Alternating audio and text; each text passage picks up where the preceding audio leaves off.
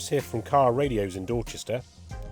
Today we've just completed this reversing camera installation on this 2015 Smart Car. So we've done a smart mirror.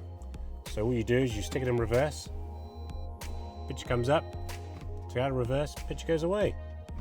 As you can see in the picture, you've got the corners of the bumper there.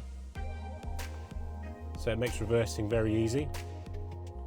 We go backwards, look, you can see close to the wall. Pretty cool. I'll show you the camera. There we are, just one of our 103 cameras nicely mounted onto the boot lid. Pretty cool.